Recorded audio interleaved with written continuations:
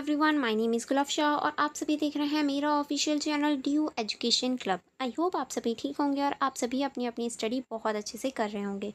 देखिए, आज की जो मेरी वीडियो होने वाली है वो बीए प्रोग्राम फर्स्ट सेमेस्टर की होने वाली है।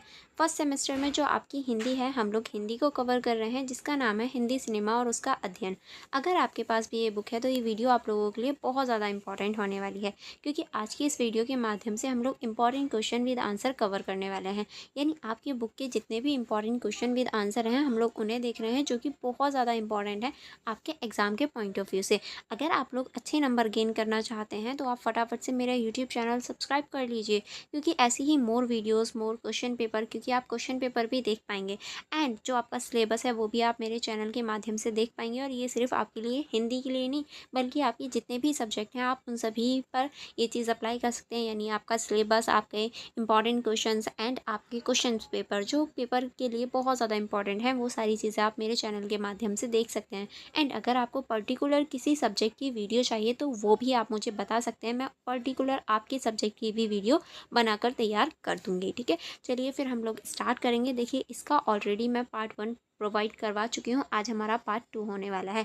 ये वीडियोस कई पार्टों में होने वाली हैं, क्योंकि फुल बुक के इंपॉर्टेंट क्वेश्चन विद आंसर हैं एंड लास्ट में इन सब का मर्ज भी होगा, जो आपकी क्विक रिवीजन के लिए होगा। तो आप वीडियो को लाइक कर दीजिए एंड चैनल को सब्सक्राइब कर दीजिए, ताकि आप पार्ट 3 भी देख पाएँ एंड अपनी स्टडी कर पाएँ। एंड पार्ट 1 का जो लिंक है वो आपको डिस्क्रिप्शन बॉक्स में मिल जाएगा, आप वहाँ से उसे चेकआउट कर सकते हैं। चलिए फिर स्टार्टिंग करते हैं, जहाँ लास्ट हमने छोड़ा था वहीं से आगे अब हम कंटिन्यू करेंगे। ओके, तो चलिए देखेंगे नेक्स्ट क्वेश्चन। नेक्स्ट क्वेश्चन है हमारा, भारतीय सिनेमा के उदय और विकास का संक्षिप्त विवरण प्रस्तुत कीजिए। यानी जो भारतीय सिनेमा है उसका उदय और विकास किस तरह से हुआ, ये आपको संक्षिप्त विवरण में बताना है। यानी आपको विवरण करना है कि किस तरह से भारतीय सिनेमा और उसका उदय हुआ और उसका विकास हुआ। ठीक है, चलिए इसको देखेंगे भूमिका से।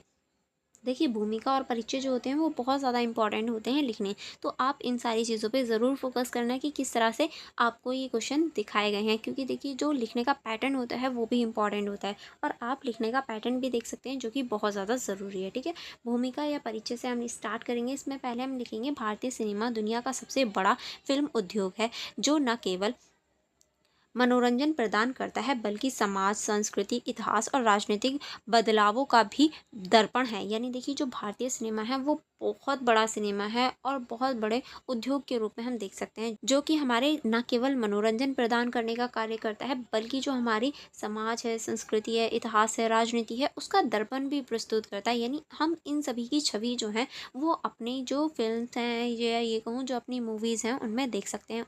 1913 में पहली फिल्म लंबाई की मूल फिल्म राजा हरिश्चंद्र से शुरू होकर आज का भारतीय सिनेमा तकनीकी और कलात्मक दृष्टि से विश्व स्तर पर स्थापित हो चुका है। यानी जो हमारी पहली फिल्म थी, जो राजा हरिश्चंद्र की थी, उससे शुरू हुआ था, जो कि हमारी 1913 में शुरू हुई थी।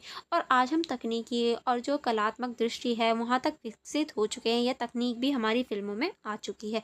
देखिए, जो हमारी फिल्मों की स्टार्टिंग है वो 1913 से हुई है, ये आपको पता होना चाहिए, जो कि राजा हरिश्चंद्र की ये फिल्म से हुई है। ठीक है, यह बातें आपको पता होनी चाहिए, जो हमने लास्ट वीडियो में भी डिस्कस की थी। अब हम देखेंगे उदय, यानी आरंभिक जो काल है, यानी जो शुरुआती काल है, किस तरह से। पहले हम देखेंगे पहल और प्रयोग, किस तरह से पहल और प्रयोग हो। भारत में सिनेमा का आरंभ 7 जुलाई 1896 में मुंबई में वाटसन होटल में लिम्बियर ब्रदर्स की फिल्मों के प्रदर्शन से शुरू हुआ। यानी जो हमारी मेन, या ये कहूँ जो एक्चुअल में जो हमारी फिल्मों की शुरुआत हुई है वो 7 जुलाई 1896 से हुई है। ठीक है, ये आपको पता होना चाहिए। चलिए आगे बढ़ेंगे। आगे अब हम देखेंगे, दादा साहेब फाल्के को भारतीय सिनेमा का जनक माना जाता है, और जो दादा साहेब फाल्के हैं उन्हें ही भारतीय सिनेमा का जनक माना जाता है। देखिए, अगर कोई भी क्वेश्चन भारतीय सिनेमा से रिलेटेड आता है तो यह बात आपको पता होनी चाहिए। ये आप ज़रूर लिखेंगे कि भारतीय सिनेमा का जनक कौन है, तो वो दादा साहब फाल्के हैं। ठीक है, 1913 में उनकी फिल्म राजा हरिश्चंद्र का निर्माण हुआ, जो भारत की पहली पूर्व लंबाई की मूक फिल्म थी। यानी जो राजा हरिश्चंद्र है वो पहली मूक फिल्म बनी, यानी हमारे भारत की पहली फिल्म जो है वो राजा हरिश्चंद्र बनी।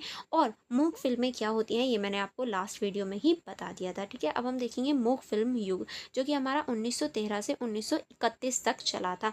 विषय मुख्यतः कौन कौन से थे, तो इसमें आप रखेंगे पौराणिक, और जो धार्मिक और ऐतिहासिक हैं वो इम्पॉर्टेंट चीज़ें निभाते हैं, क्योंकि देखिए यहाँ पर जो विषय होते थे वो या तो पौराणिक होते थे, यानी पुराणों से से रिलेटेड जो हमारी मूवीज़ हैं वो बनती थी, या धर्म से रिलेटेड, या फिर हमारे इतिहास से रिलेटेड।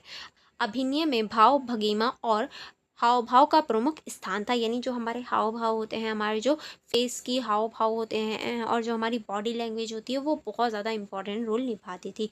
शीर्षक कोड और पृष्ठभूमि संगीत का प्रयोग, यानी जो शीर्षक कोड होते थे, जो हमारे आप वीडियोस में भी देख सकते हैं, यहाँ पर लाइक शेयर एंड सब्सक्राइब लिखा हुआ आता है, वो जो शीर्षक कोड होते हैं और जो पृष्ठभूमि संगीत था वो भी इम्पॉर्टेंट रोल निभाता था। ये देखिए, जो संगीत होता है वो कोई भी जो हमारी फीलिंग्स होती है, या ये कहूँ जो हमारा बैकग्राउंड होता है उसको बनाने में, और जो देखने वाले होते हैं उन्हें हृदय से कनेक्ट करने में मदद करता है। ठीक है, अब हम देखेंगे विकास के चरण कि किस तरह से इसका विकास हुआ, क्या क्या चरण थे। तो पहले हम देखेंगे संवाद फिल्म युग, जो कि हमारा 1931 से 1947 तक चला था। ठीक है, चलिए इसको देख लेते हैं। इसके अंतर्गत आप लिखेंगे 1931 में आलम आरा भारत की पहली बोलती फिल्म बनी, यानी 1931 में पहली जो भारत की बोलती फिल्म थी, यानी जिसमें आवाज़ें थी, वो बनी आलम आरा। ठीक है, आलम आरा ये आपको पता होनी चाहिए। नेक्स्ट अब हम देखेंगे सिनेमा में संवाद, गीत, संगीत और नृत्य का प्रवेश हुआ, यानी 1931 के बाद ही जो हमारी मूवीज़ हैं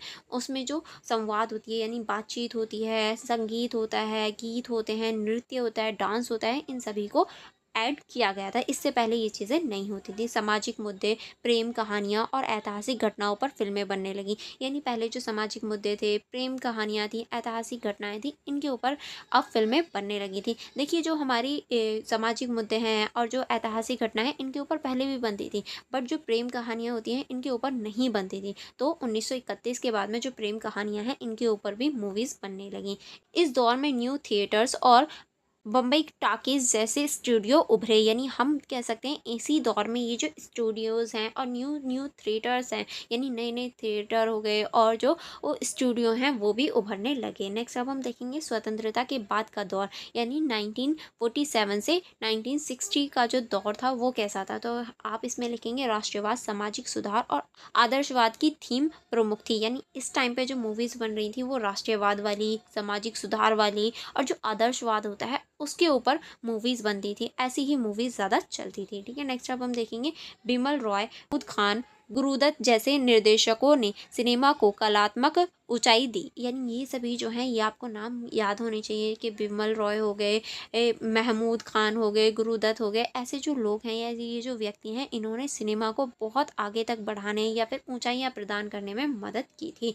नेक्स्ट अब हम देखेंगे 1957 की मदर इंडिया ने अंतर्राष्ट्रीय ख्याति प्राप्त की, और जो मदर इंडिया मूवी आई ये इसने बहुत ज़्यादा अंतर्राष्ट्रीय स्तर पर जो अपनी ऊंचाइयां हैं, अंतर्राष्ट्रीय स्तर की जो पहचान है वो प्राप्त की। देखिए, मदर इंडिया जो है वो इम्पॉर्टेंट मूवी है, तो आपको इसके बारे में पता होना चाहिए कि मदर इंडिया मूवी में क्या है, क्योंकि ये पर्टिकुलर क्वेश्चन भी बन जाता है कि मदर इंडिया जो मूवी है इस पर प्रकाश डालिए, या फिर जो आपकी पीके मूवी है। ठीक है, ऐसी कुछ मूवीज़ हैं जिन पर प्रकाश डालने के लिए बोला जाता है। ठीक है, नेक्स्ट अब हम देखेंगे सुनहरा युग।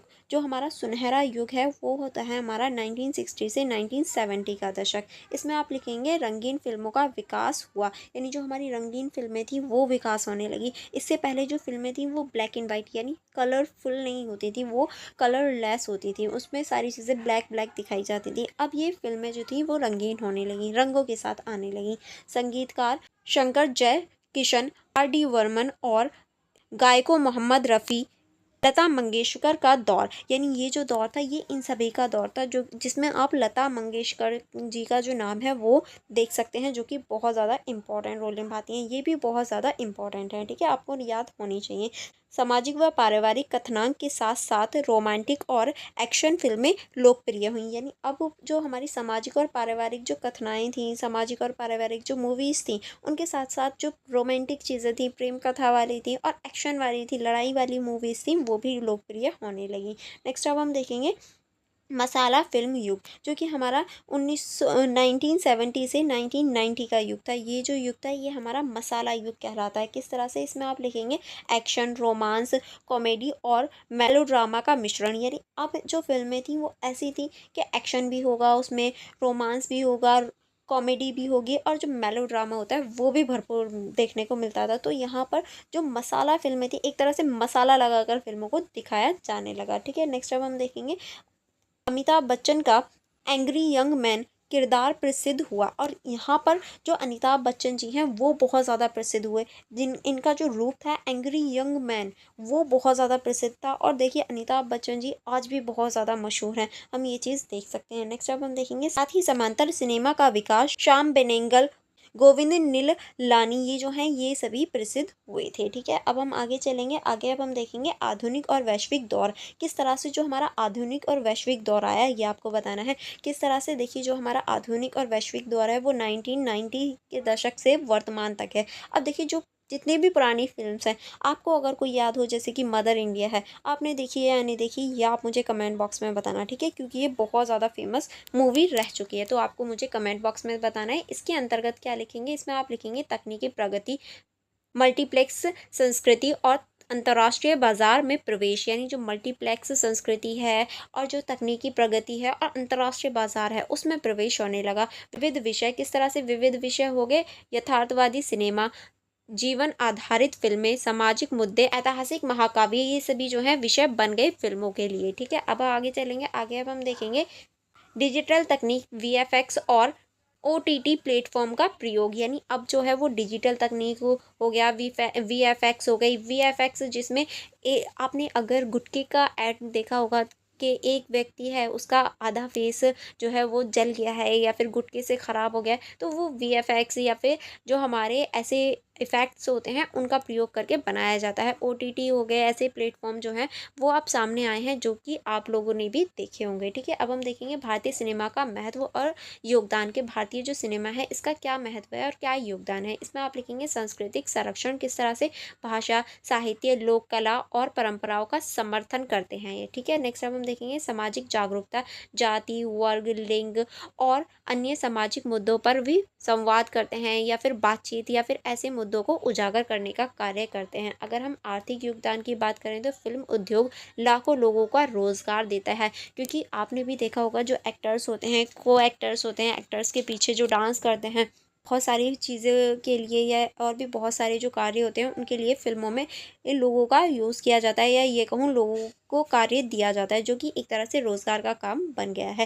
नेक्स्ट अब हम देखेंगे अंतर्राष्ट्रीय पहचान, किस तरह से भारतीय फ़िल्मों को विश्व के कई देशों में सराहा जाता है, यानी जो भारतीय फ़िल्म है वो विश्व के कई देशों में इम्पॉर्टेंट है, या ये कहूँ उन्हें लोकप्रिय माना जाता है। और भारत के जो एक्टर्स हैं उन्हें भी बहुत सारे देशों में बहुत पसंद किया जाता है। जैसे कि अगर मैं शाहरुख खान की बात करूँ तो उन्हें दुबई में फ्री ट्रैवल करने और बुर्ज खलीफा में फ्री रहने, इन सभी की जो फैसिलिटी हैं वो प्रोवाइड है। क्यों? क्योंकि वो वहाँ पर भी बहुत ज़्यादा लोकप्रिय हैं। तो सिर्फ भारतीय जो फिल्म हैं वही नहीं, भारत के जो एक्टर्स हैं वो भी बहुत ज़्यादा लोकप्रिय हैं। ठीक है, अगर हम इस क्वेश्चन के निष्कर्ष की बात करें तो निष्कर्ष में आप लिखेंगे भारतीय सिनेमा ने अपनी यात्रा मूक फिल्मों से शुरू कर तकनीकी रूप से उन्नत, विविधतापूर्ण और अंतर्राष्ट्रीय स्तर पर सम्मानित माध्यम के रूप में समाप्त की है। यानी देखिए स्टार्टिंग जो की थी वो मूक फिल्मों से की थी और अब अंतर्राष्ट्रीय स्तर पर जो हमारी बोलती फिल्म है, अंतर्राष्ट्रीय स्तर की जो फिल्म है वो भी अब हम प्राप्त कर चुके हैं या बना रहे हैं। इसका विकास केवल मनोरंजन का इतिहास नहीं बल्कि भारतीय समाज, संस्कृति और परिवर्तन की कहानी भी है। यानी हमारा जो वो मूवीज़ हैं उसका जो इतिहास है वो सिर्फ मनोरंजन का ही नहीं है, बल्कि जो हमारी भारतीय समाज है, संस्कृति है, परिवर्तन है, उन सभी को भी दिखाता है। आने वाले समय में भी सिनेमा भारतीय पहचान और संस्कृति अभिव्यक्ति का प्रमुख साधन बनी रहेगी। यानी आज ही नहीं बल्कि आने वाला जो टाइम होगा, जो भविष्य होगा, वहाँ पर भी जो हमारी संस्कृति है, अभिव्यक्ति का माध्यम है, वो सिनेमा बनी रहेगी, क्योंकि सिनेमा के माध्यम से लोग अपने आप को भी अभिव्यक्त करते हैं। ठीक है, चलिए अब नेक्स्ट क्वेश्चन देखेंगे। अगर आपको क्वेश्चन में या कहीं किसी डाउट में प्रॉब्लम हो तो आप मुझसे कमेंट बॉक्स में भी पूछ सकते हैं, मैं ज़रूर रिप्लाई दूंगी। ओके, नेक्स्ट क्वेश्चन है हमारा 21वीं सदी में सिनेमा के बदलते स्वरूप से आप क्या समझते हैं। यानी जो हमारा 21वीं सदी का सिनेमा है, या ये कहूँ 21वीं सदी की जो सिनेमा है उसका जो स्वरूप बदल रहा है, उससे आप क्या समझते हैं और किस तरह से इसका स्वरूप बदल रहा है। चलिए परिचय से देखेंगे। परिचय या ये कहूँ भूमिका में आप लिखेंगे 21वीं सदी का सिनेमा 20वीं सदी के पारंपरिक फिल्म निर्माण और प्रदर्शन से बिल्कुल अलग है। यानी अगर हम 21वीं सदी की बात करें तो ये 20वीं सदी से बिल्कुल ही अलग हो जाता है। डिजिटल तकनीक, वैश्वीकरण, इंटरनेट और OTT प्लेटफॉर्म ने सिनेमा की भाषा, तकनीक, विषय वस्तु और देखने के तरीकों में क्रांतिकारी परिवर्तन आए हैं। क्योंकि देखिए जो हमारी 20वीं सदी थी उस टाइम पे कोई भी जो हमारे डिजिटल तकनीक है, वैश्वीकरण है, इंटरनेट है या OTT प्लेटफॉर्म है, ऐसा कुछ नहीं था। और जो भाषा की तकनीक है, विषय वस्तु है, उस सभी ने जो देखने की क्रांति है या ये कहूँ एक तरह से क्रांति लेकर आई है। किस तरह से देखिए, अगर आप भी किसी OTT प्लेटफॉर्म या कहीं इंटरनेट पर कोई भी मूवी देख रहे हैं और वो इंग्लिश में है, तो आप उसे इजीली ट्रांसलेट कर सकते हैं, हिंदी में उसे चेंज करके पूरी मूवी देख सकते हैं। अदरवाइज़ ऐसा नहीं होता तो हम लोग उसको लीव कर देते हैं, देखते ही नहीं है। बट अब क्या है, हमें भाषा की सुविधा है कि हम तकनीक के माध्यम से कोई भी भाषा चूज़ करके अपनी मूवी देख सकते हैं, जिससे क्या होता है, इन सभी में एक तरह से क्रांति का युग आया है। अब सिनेमा केवल बड़े पर्दे तक सीमित नहीं है, बल्कि यह मोबाइल, लैपटॉप और घर के टेलीविज़न स्क्रीन तक पहुंच चुका है। यानी पहले की जो सिनेमा थी वो सिर्फ बड़े पर्दे यानी हॉल्स में ही दिखाई जाती थी, बट अब हम मोबाइल पर, लैपटॉप पर और जो हमारे घर के टीवी होते हैं वहाँ पर भी, छोटी छोटी स्क्रीन पर भी हम जो मूवीज़ वगैरह हैं ये सभी देख सकते हैं। नेक्स्ट अब हम देखेंगे तकनीकी बदलाव। किस तरह से जो तकनीकी बदलाव है वो हुए, इसमें आप लिखेंगे डिजिटल फिल्म निर्माण। किस तरह से जो डिजिटल फिल्म निर्माण है, इसमें आप लिखेंगे फिल्म निर्माण अब डिजिटल कैमरे और उच्च गुणवत्ता वाले एडिटिंग सॉफ्टवेयर के माध्यम से होता है। यानी अब हम जो डिजिटल निर्माण है वो देख सकते हैं, जो उच्च गुणवत्ता वाले डिजिटल या ऐसे सॉफ्टवेयर हैं जो हमारे एडिटिंग में यूज़ होते हैं, उन सभी का यूज़ करके अच्छी एडिटिंग और अच्छी गुणवत्ता वाली चीज़ें कर सकते हैं। ठीक है, नेक्स्ट अब हम देखेंगे फिल्म रील का स्थान डिजिटल फॉर्मेट ने ले लिया है, जिससे लागत और समय दोनों की बचत होती है। यानी पहले जो थी वो फिल्म जो रील्स होती हैं उनका प्रयोग किया जाता था, जो कि बहुत ज़्यादा टाइम भी लेती थी और पैसा भी लगता था। बट अब वो सारी चीज़ें डिजिटल हो गई हैं, तो अब ऐसी चीज़ें कोई भी ज़रूरत नहीं पड़ती, बस छोटा सा मेमोरी कार्ड लो, उसी में सारी फिल्म जो है वो स्टोर कर लो। नेक्स्ट अब हम देखेंगे VFX और CGI का प्रयोग। किस तरह से जो VFX और CGI है उसका प्रयोग हो रहा है जटिल दृश्य और काल्पनिक संसार को जीवित बनाने के लिए विजुअल इफेक्ट्स का व्यापक प्रयोग है। यानी देखिए जो हमारी जटिल दृश्य होते हैं या फिर ऐसी चीज़ें जो रियल में है ही नहीं, उनको दिखाने के लिए VFX या फिर जो हमारी CGI है उसका प्रयोग किया जाता है। अब देखिए, अगर आपने थैनोस की कोई भी मूवी देखी होगी या डॉक्टर स्ट्रेंज की देखी होगी, तो आप वहाँ पूरा ही ब्रह्मांड यानी पूरी गैलेक्सी देख पाते हैं। क्या हम कैमरे को लेके पूरी गैलेक्सी में घूमते हैं? ऐसा नहीं होता। वो VFX या फिर CGI की हेल्प से बनते हैं। आपने देखा होगा, अगर आपके छोटे बहन भाई कार्टून मूवीज़ देखते हैं तो उसमें यूनिकॉर्न दिखाए जाते हैं। क्या यूनिकॉर्न रियल में होते हैं? वो VFX से बनाए जाते हैं। तो आप इन सभी चीज़ों को देख सकते हैं। ठीक है, नेक्स्ट अब हम देखेंगे बाहुबली, RRR, ब्रह्मास्त्र जैसी फिल्मों में उन्नत तकनीक का इस्तेमाल है। यानी अगर मैं आपको एग्जांपल दूं तो आप इसमें बाहुबली, RRR और जो ब्रह्मास्त्र है, ऐसी जो मूवीज़ हैं उनमें इनका उपयोग देख सकते हैं। किस तरह से, आपने बाहुबली देखी होगी तो वहाँ पर एक विशाल झरना दिखाया जाता है। क्या वो झरना रियल में है? नहीं। RR में भी बहुत सारी ऐसी आप VFX देख सकते हैं। जो हमारा ब्रह्मास्त्र है वहाँ पर जो शक्तियाँ होती हैं, क्या वो रियल में होती हैं? नहीं होती। तो उन सभी में आप जो उन्नत तकनीक है, VFX है, उनको देख सकते हैं। ठीक है, नेक्स्ट अब हम देखेंगे 3D और IMAX तकनीक। किस तरह से, इसमें आप लिखेंगे दृश्यों को अधिक वास्तविक अनुभव देने के लिए उच्च गुणवत्ता वाले दृश्य प्रवाह, यानी जो दृश्य होते हैं उन्हें अच्छा बनाने और उच्च प्रवाह बनाने के लिए, अच्छी क्वालिटी और वास्तविक दिखाने के लिए क्या किया जाता है, जो 3D चीज़ें हैं उनका प्रयोग किया जाता है। ठीक है, नेक्स्ट अब हम देखेंगे विषय वस्तु में परिवर्तन। किस तरह से जो विषय वस्तु हैं उनमें परिवर्तन हो रहा है, चलिए देख लेते हैं। इसमें आप लिखेंगे विधि विषयों का चयन। किस तरह से जो विधि विषय हैं उनका चयन होता है, इसमें आप लिखेंगे केवल रोमांस और पारिवारिक कहानियों से आगे बढ़कर सामाजिक, राजनीतिक, ऐतिहासिक और जीवन आधारित फिल्में। यानी जो रोमांस होता है, जो प्रेम होता है और जो हमारी पारिवारिक चीज़ें होती हैं, हमारी घरेलू चीज़ें होती हैं, उनसे बढ़कर जो सामाजिक, राजनीतिक और ऐतिहासिक मुद्दे हैं, जो जीवन आधारित फिल्में हैं वो भी बनने लगी। जैसे कि आप लिख सकते हैं पिंक, जो कि महिला आधारित है, आर्टिकल 15 जो कि हमारी सामाजिक न्याय से आधारित है, द कश्मीर फाइल्स जो कि हमारे ऐतिहासिक घटना से रिलेटेड है। तो आपको ऐसी मूवीज़ पता होनी चाहिए, ठीक है? आप इन सभी मूवीज़ का नाम ज़रूर याद रखना। नेक्स्ट आप इसमें लिखेंगे यथार्थवादी सिनेमा का विस्तार, किस तरह से छोटे बजट की लेकिन मजबूत पटकथा वाली फिल्मों का लोकप्रियता, यानी जो छोटे बजट वाली होती हैं और मजबूत पटकथा यानी ऐसी मजबूत स्टोरी वाली होती हैं वो लोकप्रिय होने लगी। वास्तविक घटनाओं और समाज की जटिलताओं पर आधारित कथानक, यानी जो हमारी वास्तविक घटनाएं होती हैं और जो जटिलता हैं उन पर आधारित जो कथनाएं हैं या स्टोरीज हैं उनको दिखाया गया है। आपने देखी होगी अगर छपाक मूवी देखी है, छपाक जो दीपिका पादुकोण जी द्वारा बनाई गई है छपाक मूवी, वो भी एक रियलिटी पर आधारित है, जो कि एक गर्ल के साथ में रियल में होता है कि हाँ उसके फेस पर कोई तेजाब डाल देता है और उसे क्या क्या चीज़ें फेस करनी पड़ती हैं, वो चीज़ें आप छपाक मूवी में देख सकते हैं। ठीक है, नेक्स्ट अब हम देखेंगे क्षेत्रीय सिनेमा का उभार, किस तरह से जो क्षेत्रीय सिनेमा है उसका उभार हुआ। इसमें आप लिखेंगे मलयालम, तेलुगु, तमिल, मराठी फिल्मों की देशव्यापी और अंतर्राष्ट्रीय सफलता, यानी अब हम कह सकते हैं जो हमारी क्षेत्रीय स्तर की जो फिल्में हैं वो भी उभरने लगी, जैसे कि मलयालम हो गया, तमिल हो गया, तेलुगु हो गया, मराठी हो गया। ऐसी जो फिल्में हैं या ये कहूँ ऐसी जो लैंग्वेज वाले क्षेत्र हैं उनका भी ये जो उत्थान है, जो बढ़ावा है वो होने लगा। और देखिए ये जो फिल्म्स हैं आप इनमें किसी का भी उदाहरण लिख सकते हैं, जैसे कि आ जो है वो एक मलयालम मूवी है, जिसमें आप ये सारी एक तरह से प्रेम स्टोरी या फिर ये कहूँ लव स्टोरी देख सकते हैं।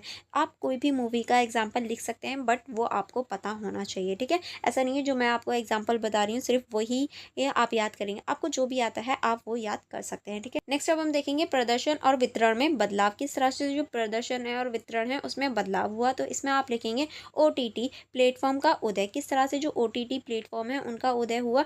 Netflix, Amazon prime, Disney plus Hotstar, Z5 जैसे प्लेटफॉर्मों ने सिनेमा को वैश्विक दर्शकों तक पहुंचाया। यानी देखिए जो हमारे ऐसी प्लेटफॉर्म है OTT प्लेटफॉर्म, जिसमें आप नेटफ्लिक्स लिख सकते हैं, अमेजॉन प्राइम लिख सकते हैं, डिज्नी प्लस हॉटस्टार लिख सकते हैं, Z5 लिख सकते हैं, ऐसे जितने भी प्लेटफॉर्म हैं इन्होंने जो हमारी मूवीज़ हैं उन्हें विश्व स्तर पर पहुंचाने, विश्व स्तर तक ले जाने में हेल्प की है, ठीक है? अब हम देखेंगे फिल्मों और वेब सीरीज़ का सीधा डिजिटल रिलीज़, क्योंकि देखिए जो हमारी फिल्में होती हैं और जो वेब सीरीज़ होती हैं वो सीधा रिलीज़ हो जाती हैं डिजिटल वे में, ठीक है? नेक्स्ट अब हम देखेंगे मल्टीप्लेक्स संस्कृति, किस तरह से जो मल्टीप्लेक्स संस्कृति है उसका उदय हुआ। एक ही परिसर में कई स्क्रीन जिसमें विभिन्न प्रकार की फिल्मों का एक साथ प्रदर्शन संभव है, यानी ऐसी स्क्रीन होना जिसमें एक ही साथ कई प्रकार की जो फिल्म हैं उनको दिखाया जाता है। अगर आप कोई भी ऐसा प्लेटफॉर्म OTT प्लेटफॉर्म ओपन करते हैं तो वहाँ पर आपको जो इंग्लिश मूवी हैं वो भी देखने को मिलेंगी, जो हिंदी मूवी हैं हिंदी में भी हिंदी मूवी हो गया, फिर उसके बाद में जो तमिल मूवी हैं वो देखने को मिलेंगी, जो तेलुगु हैं वो देखने को मिलेंगी। सारी मूवीज़ आप एक ही प्लेटफॉर्म पर देख पाएंगे, ठीक है? नेक्स्ट अब हम देखेंगे अंतर्राष्ट्रीय बाजार, किस तरह से जो अंतर्राष्ट्रीय बाजार है यहाँ आप लिखेंगे भारतीय फिल्म विदेशों में बड़े स्तर पर रिलीज और सफल, यानी अब हम कह सकते हैं जो भारतीय फिल्म है वो बड़े स्तर पर जो अंतर्राष्ट्रीय स्तर है वहाँ पर भी रिलीज होने लगी और सफल होने लगी। अब हम देखेंगे दर्शकों की पसंद में बदलाव, किस तरह से जो दर्शक होते हैं की पसंद में बदलाव हुआ, यानी देखने वाले जो हैं उनकी पसंद कैसे बदली। दर्शक अब केवल स्टार कास्ट नहीं बल्कि कहानी, प्रस्तुति और निर्देशक की गुणवत्ता को महत्व देते हैं, यानी सिर्फ स्टार कास्ट को ही नहीं बल्कि जो कहानी होती है, प्रस्तुति होती है, निर्देशन होते हैं, इन सभी की जो गुणवत्ता है उसको भी सराहना करते हैं, ठीक है? नेक्स्ट अब हम देखेंगे युवा पीढ़ी वैश्विक सिनेमा से प्रभावित होकर विश्व और प्रयोगात्मक फिल्मों की ओर आकर्षित हो रही है, यानी जो हमारी युवा पीढ़ी है वो विश्व सिनेमा और इन सभी की ओर बढ़ रही है, सिर्फ देखने ही नहीं बल्कि करने के लिए भी। क्योंकि मैं अगर खुद की बात करूँ तो मेरी खुद एक फ्रेंड है जो फिल्मों में या ये कहूँ जो वेब सीरीज़ में वर्क करती है। तो जो हमारी युवा पीढ़ी है वो भी आगे अब बढ़ रही है। अब हम आगे चलेंगे, आगे हम देखेंगे कंटेंट ऑन डिमांड की सुविधा के कारण दर्शक अपनी सुविधा से फिल्म देखते हैं, यानी कंटेंट ऑन डिमांड भी बहुत ज़्यादा इंपॉर्टेंट है। क्योंकि देखिए जो दर्शक होते हैं, जो देखने वाला होता है वो अपनी सुविधा के अनुसार फिर मूवी जो है वो देख पाते हैं। जो भी मूवी उन्हें चाहिए होती है, अगर उन्हें मनोरंजन वाली चाहिए तो वो मनोरंजन की मूवी देखते हैं, अगर उन्हें सैड वाली चाहिए तो वो सैड वाली देखते हैं, ठीक है? नेक्स्ट अब हम देखेंगे सकारात्मक प्रभाव के, जो सकारात्मक प्रभाव है वो क्या क्या होते हैं। तो पहला आप लिखेंगे रचनात्मक स्वतंत्रता और प्रयोग की जो गुंजाइश गुंजाइश है वो बढ़ गई, क्योंकि अब जो रचनात्मक स्वतंत्रता है वो भी बढ़ी और जो प्रयोग हैं वो भी बढ़ गए। नेक्स्ट अब हम देखेंगे अंतर्राष्ट्रीय स्तर पर भारतीय सिनेमा की पहचान मजबूत हुई, क्योंकि अब अंतर्राष्ट्रीय स्तर पर भी भारतीय सिनेमा की जो सराहना है, वाहवाही है, वो भी होने लगी। अब हम देखेंगे विभिन्न भाषाओं और संस्कृति का आपसी आदान प्रदान, क्योंकि जब हम विभिन्न भाषाओं और संस्कृतियों को देखते हैं तो आपसी जो पहचान है, संस्कृति है, उसका आदान प्रदान होता है। अगर हम चुनौतियों की बात करें तो इसमें आप लिखेंगे ओटीटी पर बढ़ती के कारण गुणवत्ता बनाए रखना भी एक चुनौती बन गई है। सेंसरशिप और अभिव्यक्ति की स्वतंत्रता पर बहस, क्योंकि देखिए अब जो हमारी सेंसरशिप होती है और जो अभिव्यक्ति की स्वतंत्रता होती है, इस पर भी बहस बहुत ज़्यादा बढ़ गई है। ठीक है, चलिए आगे बढ़ेंगे। आगे अब हम देखेंगे बड़े पर्दे पर दर्शकों की वापसी सुनिश्चित करना, कि किस तरह से जो बड़े पर्दे हैं वहाँ पर जो व्यक्ति है वो जा पाए, यानी जो हमारे हॉल्स वगैरह हैं वहाँ फिल्में जाकर देख पाए। क्योंकि देखिए ज़्यादातर लोग क्या करते हैं, जो मोबाइल फ़ोन होते हैं उसी में जो मूवी है वो डाउनलोड करते हैं और देख लेते हैं, बड़े पर्दे तक नहीं जाते। ठीक है, ये एक तरह से चुनौती हो जाती है। अब हम बात करेंगे इस क्वेश्चन के निष्कर्ष की। निष्कर्ष में आप लिखेंगे 21वीं सदी में सिनेमा का स्वरूप तकनीकी और विषयगत दोनों स्तरों पर व्यापक रूप से बदल चुका है। यानी हमारा जो 21वीं सदी की जो सिनेमा है वो तकनीकी ही नहीं बल्कि जो विषयगत है, यानी जो विषय है उसके स्तर पर भी बदल चुका है। अब ये केवल एक मनोरंजन का साधन नहीं बल्कि वैश्विक स्तर पर संवाद और विचार विनिमय का साधन बन चुका है। यानी अब ये सिर्फ मनोरंजन या एंटरटेनमेंट का साधन नहीं है बल्कि हमारे जो विचार है, संवाद है, बातचीत है, उसको करने का भी साधन बन गया है। डिजिटल तकनीक, ओटीटी प्लेटफॉर्म और विविध विषय वस्तु ने इसे अधिक सुलभ, रचनात्मक और प्रभावी बना दिया है। किस तरह से, ये भी हमने देखा कि किस तरह से जो ओटीटी प्लेटफॉर्म है वो इसे अधिक सुलभ और प्रभावी बनाने में इम्पॉर्टेंट रोल निभाते हैं। ठीक है, नेक्स्ट अब हम देखेंगे भविष्य में भी सिनेमा अपनी इस गतिशीलता और नवाचार के कारण दर्शकों के जीवन का अहम हिस्सा बना रहेगा। और देखिए यही चीज़ है जो सिनेमा को भविष्य में भी लोगों के जीवन का एक तरह से अहम हिस्सा बनाए रखेगा। आई होप आपको ये सारे क्वेश्चन समझ में आ गए होंगे। अगर आपको किसी क्वेश्चन में कहीं भी डाउट हो तो आप मुझसे कमेंट बॉक्स में पूछ सकते हैं, अदरवाइज़ आप मेरी वीडियो को लाइक ज़रूर कीजिएगा। ठीक है, and for more videos, for more connectivity आप मेरे यूट्यूब चैनल को सब्सक्राइब कर लीजिए एंड बेल आइकन को प्रेस कर लीजिए, ताकि जो मेरी अपकमिंग वीडियोस आएँ, यानी पार्ट 3 आए, आप उसको चेकआउट कर पाएँ और आप उसे पूरा चेक कर पाएँ। ठीक है, एंड आप मेरा टेलीग्राम ग्रुप ज्वाइन कर सकते हैं, लिंक आपको डिस्क्रिप्शन बॉक्स में मिल जाएगा। आप मेरी इंस्टाग्राम आईडी चेकआउट कर सकते हैं, इसका भी लिंक आपको डिस्क्रिप्शन बॉक्स में मिल जाएगा, जहाँ आप अपनी स्टडी से रिलेटेड सारी इन्फॉर्मेशन देख सकते हैं। चलिए फिर हम मिलेंगे नेक्स्ट वीडियो में। आप वीडियो को लाइक करना एंड अपने फ्रेंड्स के साथ शेयर करना मत भूलिएगा। Thank you for watching everyone.